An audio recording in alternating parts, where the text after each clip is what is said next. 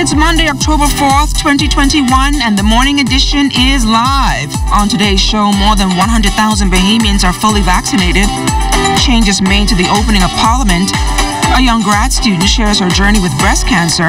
And we're celebrating Gulf Lovers Day. So let's start the morning off right.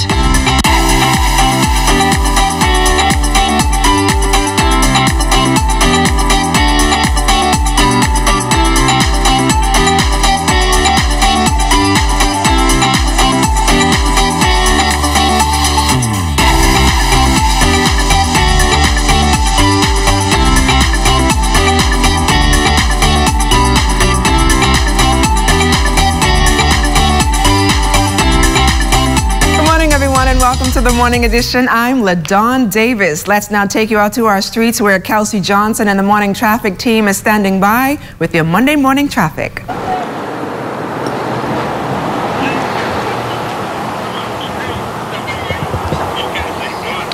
Good morning, LaDawn. Good morning, Bahamas. We're here on Collins Avenue, a stone throw away from the ZNS headquarters. We're literally right outside Harcourt Rusty Bethel Avenue. And we're talking speed coming over the hill southbound, heading southbound on Collins Avenue. And for those traffic drivers who are trying to get into Harcourt Rusty Bethel Avenue. Now, joining me live this morning is Corporal Charles Wims, who will explain who has the right of way at this particular juncture, especially when you want to merge or turn into Harcourt Rusty Bethel Avenue. Good morning, Corporal Wims. Good morning. Good morning, Bahamas.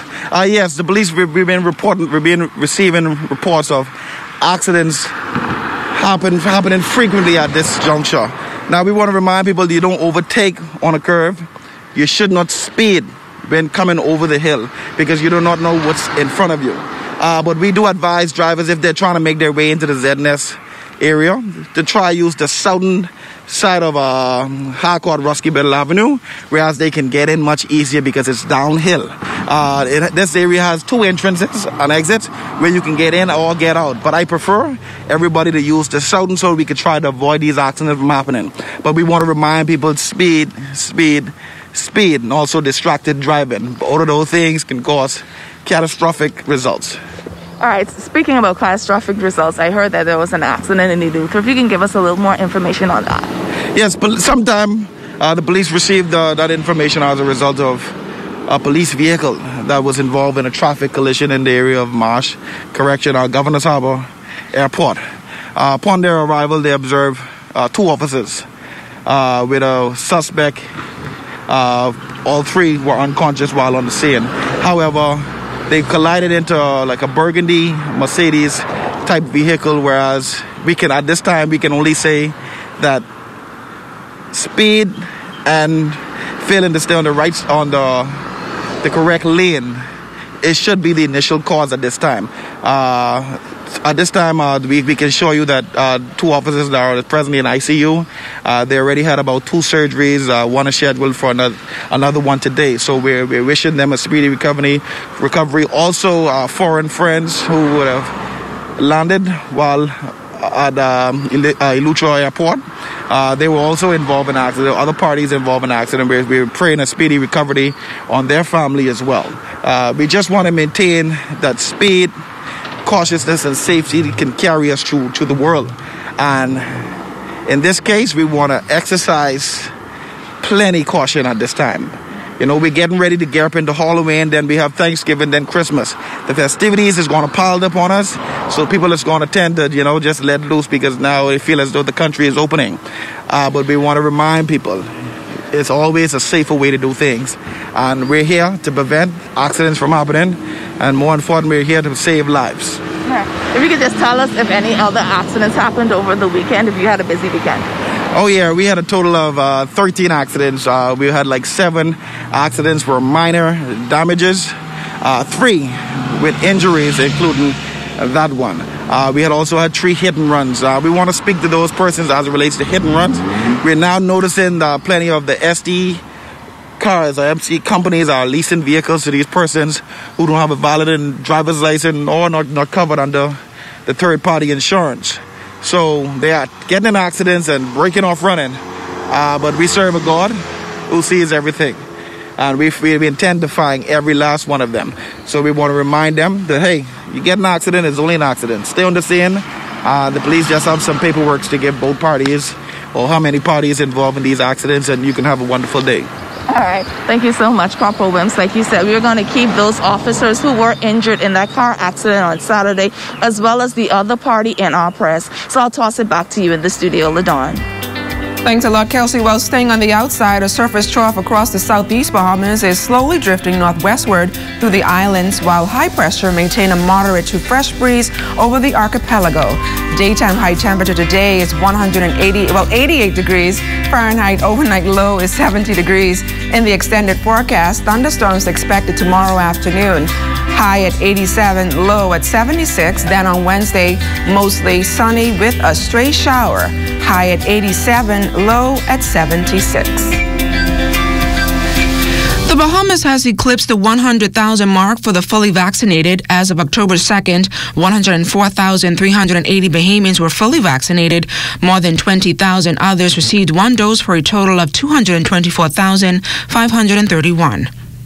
47 new cases of COVID-19 being reported in the Ministry of Health's latest release, 43 in New Providence, 3 in Grand Bahama, and 1 in Inagua, for a total case count of 21,312. 30 of the newly infected are female. Active cases stand at 1,398.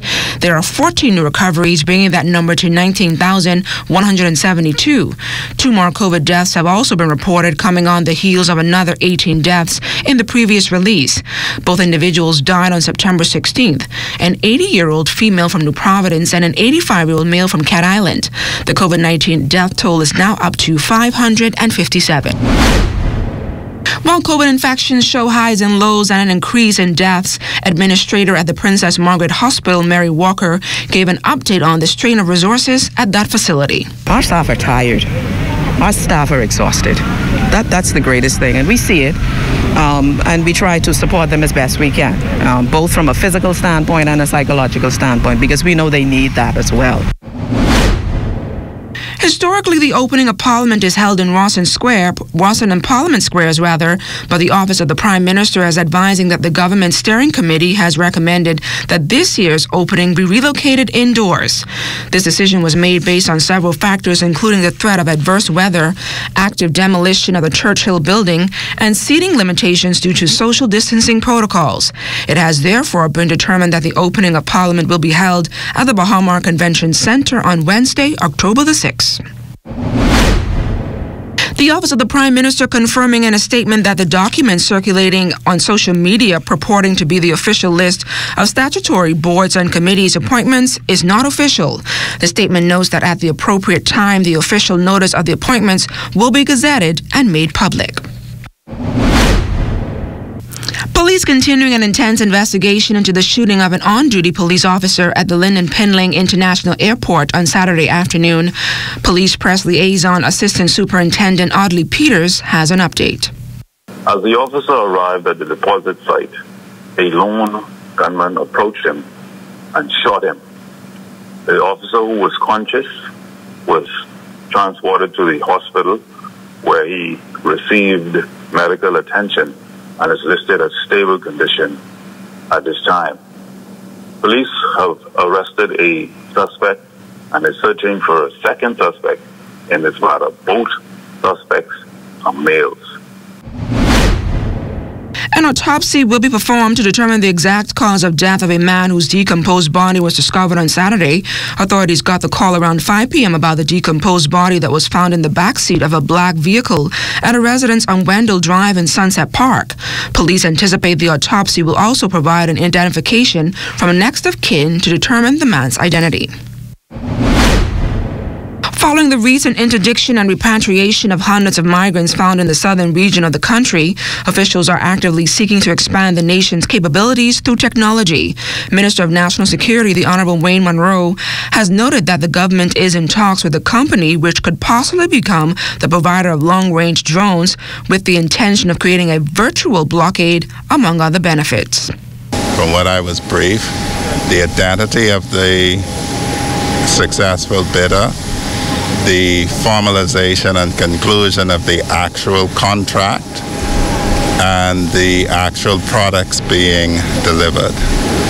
Any product, any technology we give to our security forces, firstly, we need to know that it is safe, because we have a responsibility for the safety of the persons in the security forces. Deputy Prime Minister and Minister of Tourism, Aviation and Investments, the Honorable Chester Cooper, says government officials will meet with executives of the Atlantis Paradise Island Resort. This after the property announced that as of October 1st, unvaccinated would have to pay for their rapid antigen tests, and the company would no longer foot the bill. There have been some adjustment in the policy. I don't want to be the one to make those announcements, but suffice to say, we look forward to working hand in hand with our major partners in the tourism industry. We will be having active discussion with the key players, including Atlantis, over the course of the next few weeks. The pandemic has been a very difficult time for business, especially in the tourism space. It's called for adjustments in policy, and I am delighted that we are engaged already. The Progressive Liberal Party bidding farewell to one of its stalwarts. Andrew Sweeting was laid to rest following a funeral service at Ebenezer Methodist Church on Shirley Street. Delivering remarks on behalf of the Prime Minister, the Honorable Philip Davis, was Minister of State in the Office of the Prime Minister, Miles LaRota. Many of us know that this highest honor the PLP confer on its members, Andrew wore his stash with pride and honor. Like a true soldier, Andrew died in the middle of battle, literally days before the September 16th general elections, fighting the good fight for ideas, policies, vision, and yes, fight for the soul and future of this country. Stay close, we've got more right after this. You're watching The Morning Edition.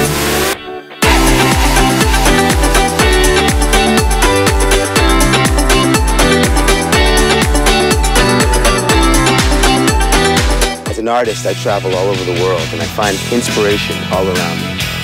From the people and especially the environment. I love the Bahamas with all its natural beauty. From Abaco in the north to Inagua in the south and all the wonderful and colorful islands in between.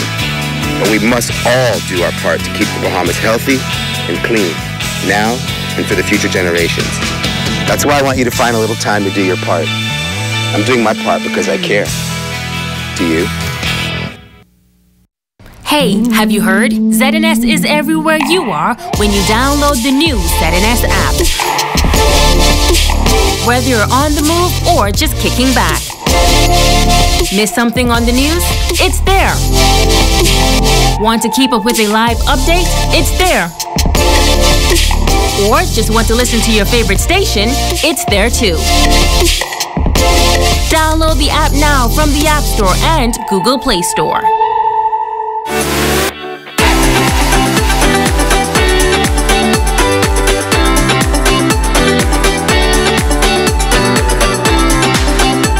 Breast Cancer Awareness Month, and all month long, the morning team will be bringing you the stories of survivors, the families of those we've lost, and those working behind the scenes to fight for a cure.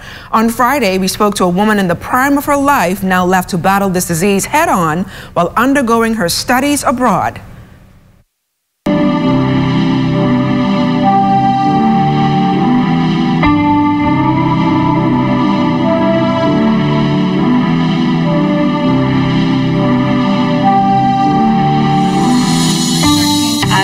Got the news back that the lump was actually cancerous. So for me, it was a lot of emotion. I remember that morning getting the call from the doctors and I kind of just dropped down to the ground. It was very emotional.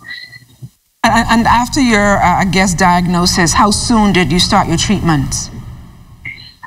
So I was diagnosed officially on July 13th. I honestly didn't start my treatment until a while after. Because of my age, my doctors recommended that I do fertility treatment before, so that took a bit of time. I had to preserve my eggs because chemotherapy has side effects of ruining the chances for me to have kids naturally. So I didn't begin my first chemo until September, and as of right now, I have had 3 so far. I have my 4th one this coming Monday. And what has that chemotherapy experience been like for you? During COVID, it's very emotional just because you're there alone, and cancer itself is emotional. So it's a lot, but the staff, the nurses, they're all very supportive. I've had some side effects, nausea, I'm more tired than usual.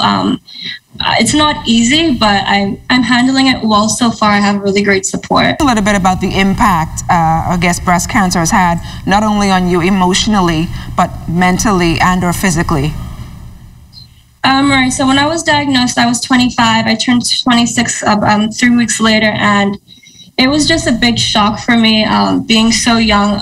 It does run in my family. Two of my dad's sisters passed from breast cancer. So, I mean, I always had the thought that I had to be more careful and check for cancer, but I never really thought it would happen to me, especially so young. But emotionally, it is a lot. I have good days and bad days. And I just try to take it one day at a time. Class because of the side effects of the chemotherapy? So far I've only had 3. Yesterday I had to leave class early. I felt really nauseous. But so far I haven't had to skip any. I left class early yesterday though. Don't be afraid to seek out for help. It's not a death sentence. To just stay positive and lean on your family and God for a lot of support, because it's possible to get through. Don't be afraid like I was initially to say anything. Speak up right away as soon as you even think you feel something.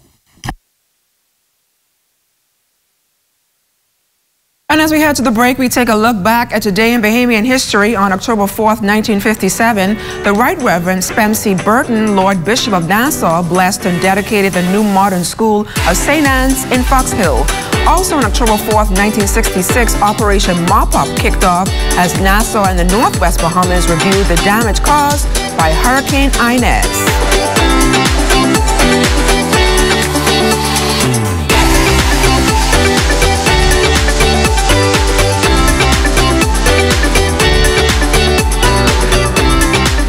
What I love most about working for the Bahamas tonight is that we don't only focus on New Providence, we cover the entire Bahamas. We have a team here in the Northern Bahamas that is ready to bring you the stories, the people, and the news that matter to you. From point A to Z, from covering hurricanes to elections and everything in between.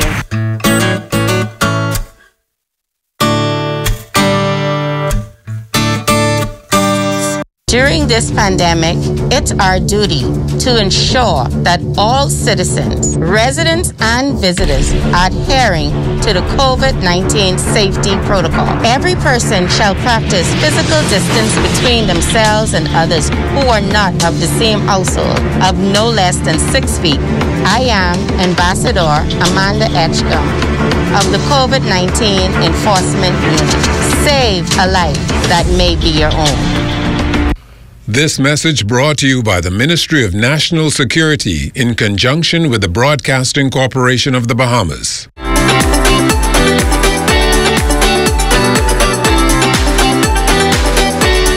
Today is being celebrated as Gulf Lovers Day, and this morning we are joined live by Ambrose Gouthro, who has held top executive positions in the Bahamas Gulf Federation and the Caribbean Gulf Association. Mr. Gouthro, welcome to the Morning Edition. Thank you. So as a Gulf enthusiast, I guess a day like this is special, huh? So talk us a little bit about why are you guys drawing so much attention to this sport?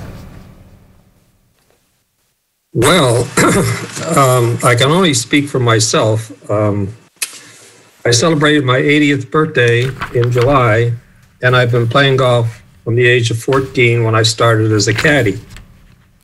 I came to the Bahamas in 1963 and met a very interesting character by the name of Fred Higgs, who kind of drafted me into the administration aspect of golf in the Bahamas.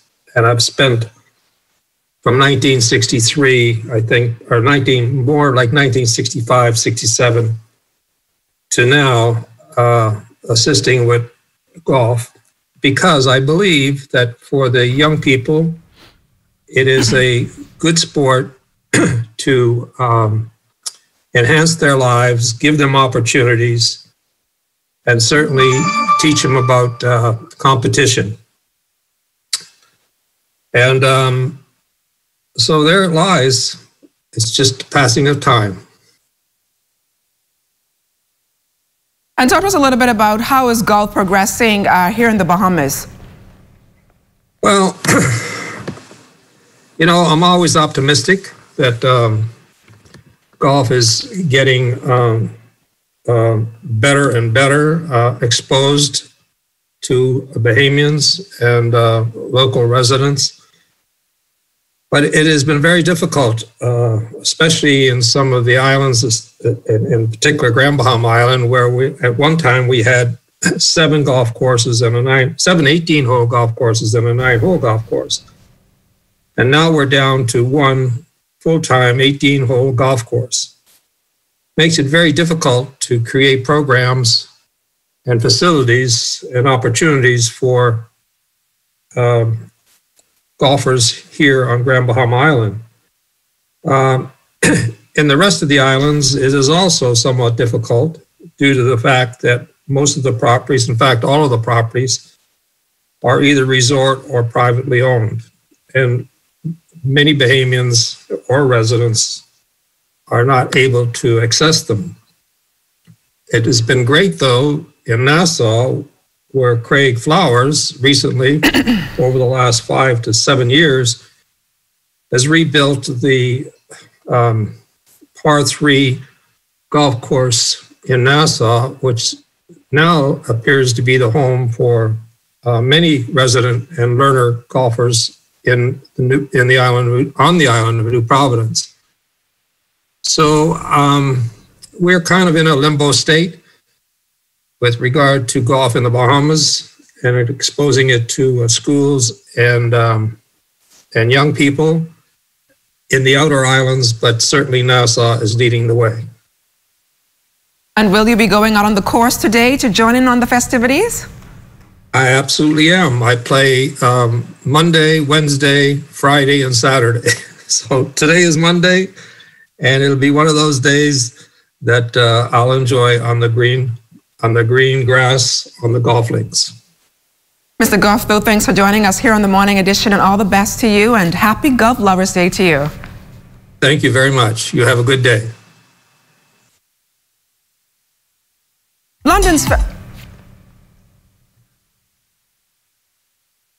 Stay close, we've got more right after this. You're watching the Morning Edition.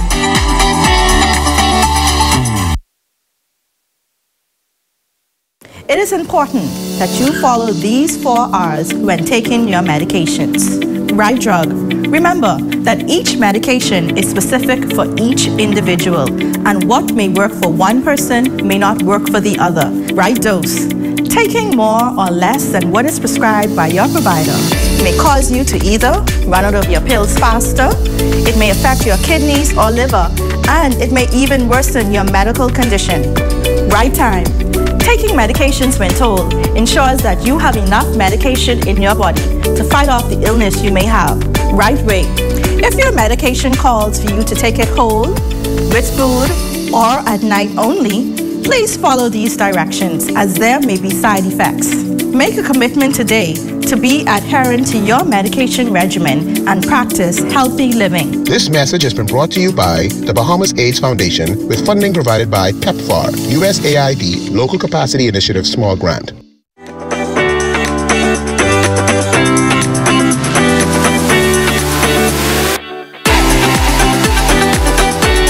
London's Fashion Week will feature our very own Alexandria Pinder. The Bahamas' top model showed up and showed out at the international competition and crowned her queen. Here's Kelsey Johnson.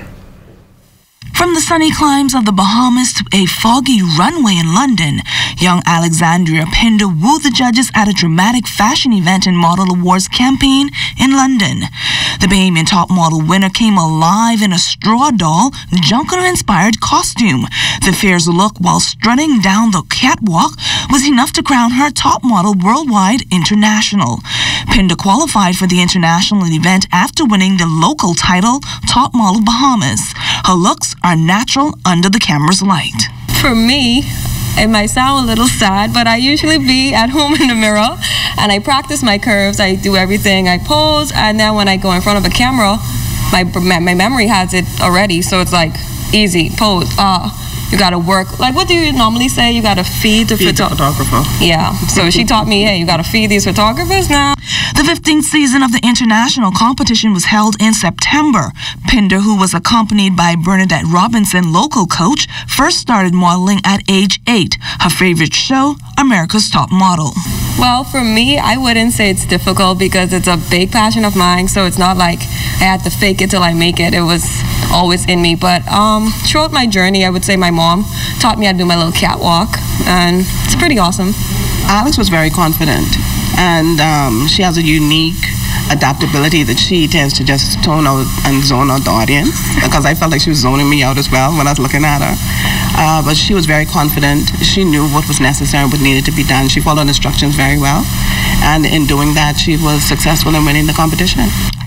If you're wondering how she was able to tune out the competition and focus on the flashing lights, well, Pinder gave us a little insight on how to get into the zone. Behind the scenes, backstage, I met a lot of beautiful souls. I mean, the girls, they were friendly. It wasn't like the typical thing you would expect behind stage. Like a lot of girls acting like cats, you know, young, fierce and all of that. It was pretty awesome. I met a lot of people, have friends, great connection, networking. Even down to the MUA, the makeup artist, phenomenal. Behind the crown, there's a sweet, innocent sense of humor. Well, one of the biggest designers that I know right now, Mr. Omar Mansour. Yes, so that's one of the clothing I wore on the runway. I got to wear his clothing. He gifted me a few gifts. I don't want to share it. But other than that, with the competition and the prize, the grand prize, walking in London's Fashion Week. Point period, right? I know, I'm so excited. So yeah, hopefully I get to see Tyra Banks, right? Or Naomi, yeah. Pinder joins the likes of Mia Carey and Kareem Boncarcio, who represented the Bahamas at the competition earlier this year. While a Bahamian actor making some waves in the entertainment industry, here's Amajal Knowles. Well, you may remember his face from the early years of the local hit show BTC Star Maker, but now Bahamian Brandon Hyler is making some waves in both the regional and American entertainment industry.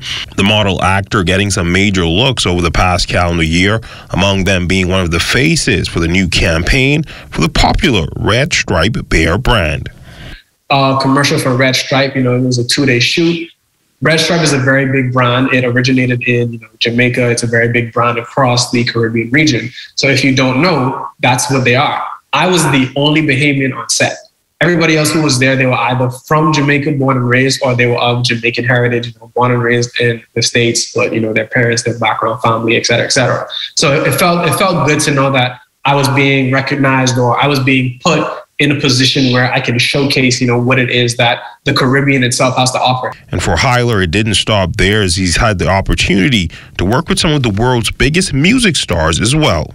Kodak Black's music video. I was in his recent video for Basement on Fire. It's on his new album. I must say it was pretty interesting once I got the call. They wanted somebody of my stature, somebody of my being, somebody that looks like me in order to be in this music video. And although you can't see my face, considering the fact that I'm wearing a mask, my class ring is very, very visible. If you look at my social media, I have the pictures next to Kodak, as well as the photo with the mask on and holding the head. It was pretty cool to see him in person. Hyler adding to the projects that he has appeared in so far was just the beginning, as he's currently set to appear on 2 of the world's biggest media platforms. I have a gig coming up this Tuesday. It's for somebody that we've watched on TV. It's actually for HBO. I can't tell you the name of the show. I can't tell you who the person is, but it's definitely somebody that we all know, as well as I have a gig coming up within this month. It's actually for Netflix. So, I'm getting my foot in the door. I'm taking it one step at a time, one day at a time. I can't really, I can't talk about it too much, obviously, because things have been dropped, things have been released. There's NDA forms, et cetera, et cetera. But it's good. It's a good feeling to know that a passion or a goal, something that I've wanted for a very long time, is finally coming to fruition. And be sure to stay tuned to the ZNS Network for news as it happens, TV and radio updates throughout the day. Then you can tune into the Northern Edition at 6:30 and the Bahamas Tonight at 7. And that's it for us this morning. For the entire team, I'm LaDawn Davis. Have a great morning, everybody. I got a headache.